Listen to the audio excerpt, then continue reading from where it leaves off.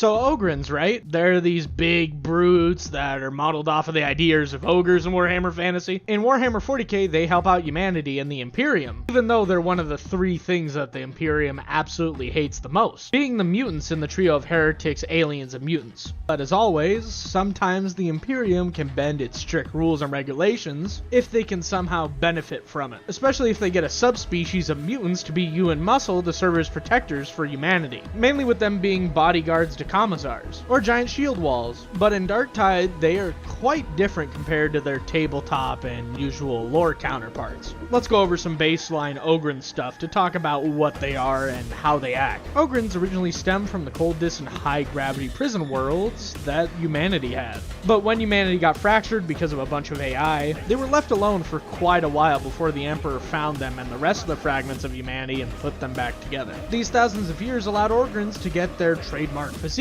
Their barren environments with freezing cold and starvation allowed only the most primitive humans to withstand and survive the brutality. That being said, Ogryns had to drain their intelligence stat by a considerable amount to respec into strength, vitality, and survival. Made it so they can survive on things like Warhammer 40k battlefields, but they suffer from things like trying to communicate to others, or even counting. But their new adaptations did also give them some quirks too, like they're claustrophobic.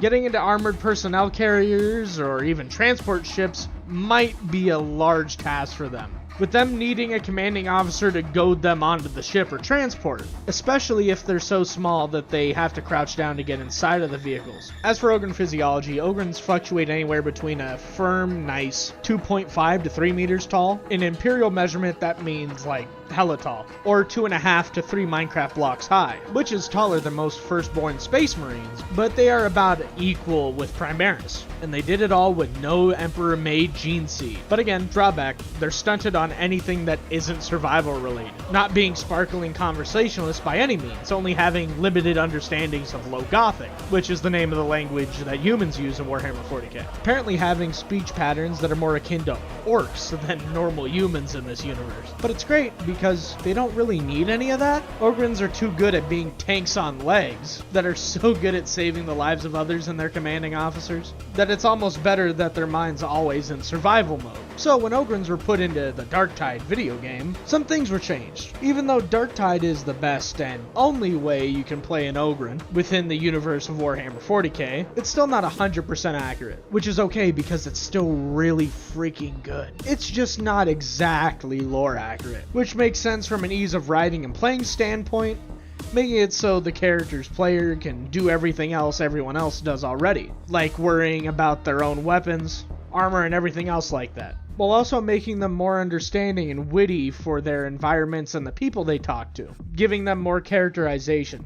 It's by no means a bad thing that Ogryns are smarter in Darktide, it just, again, isn't accurate. Which is somewhat of an outlier in a game full of small microscopic details that let you know the people who wrote this and made this game really enjoy Warhammer 40k. Being turbo nerds just like me. Let's go over how smart these Ogryns are in Darktide though. Ogryns can have full-fledged conversations with just about everybody, with them asking people questions that showcased a need for comprehension and understanding that a normal Ogryn probably wouldn't even think to ask about, especially about some certain things, because usually they would just take them at face value, or they would just plainly believe what somebody said without having to ask for more clarification. Some Ogryn personalities are more worried about rations or stomping civilers, but I can get why they made Ogryns more inquisitive than they might be usually, because he, the Ogryn as a character, gets to ask questions about Warhammer 40k and its universe that the audience might have,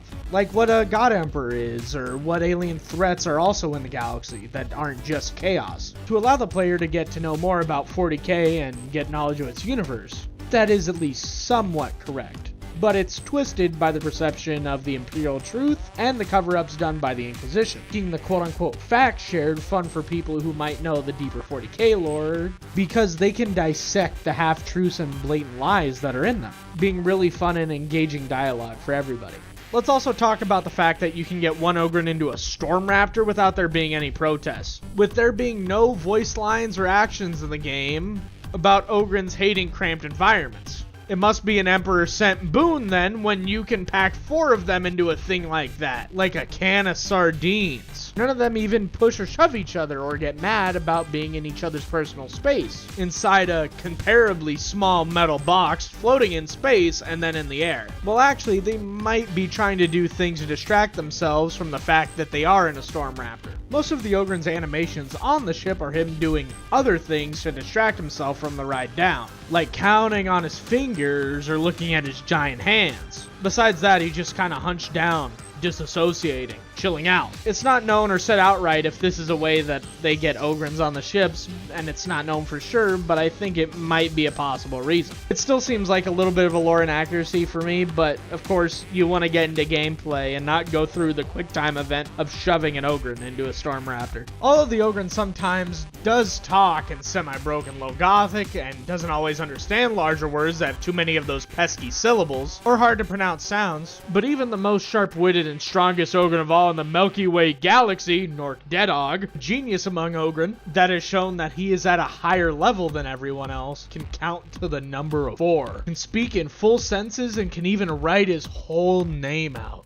He's one of the best bodyguards the Imperium has to offer and has saved hundreds if not thousands of lives. That is all to say that even though our Ogryn can count to the big number of 3, I believe some of them showcase intelligence even above that of our dear old Nork. The Sergeant Major asked me what my job was, and I said it was to, do what I was told, and he said I was a genius and gave me another medal. I likes the Imperial Guard. The peak Ogryn, everyone. Thank you, Nork. You're truly the best of us. But yet again, this was done so Ogryns could be characters that could talk and banter to the other player characters in the game, that have their own observations about stuff that's happening, instead of just saying 1 or 2 sentences. So even though there were a few lore inaccuracies, they make the overall writing of the game way easier, and they get rid of some of the stuff that would make Ogryns worse to play. Which gives Ogryns a bit more to do besides being cute big old teddy bear-esque meat shields that could possibly lug a tank around. But Darktide also does a lot of great things for Ogryn that showcase a deep understanding of how they should play. Like their size. The showcase of the Ogryn size and power is perfect in the game. The Ogryn has an amazing amount of durability and a lot of melee damage that makes every other class in the game blush. The Ogryn can usually withstand the abuse that the Worshippers of Chaos have much easier than the normal Guardsman, Papier-Mâché Psyker, or the Risk and Reward Zealot, while also making it so his scale doesn't mess with the game. Everything's still pretty easy to walk around in, and it makes you feel like a way bigger threat because you're screaming and sobbing when you have to fight an Ogryn or something larger than it as a normal person. But when you are an Ogryn, you just kind of see it as a fair fight that you'll probably still win. The weapons that the Ogryn use are also terrifyingly accurate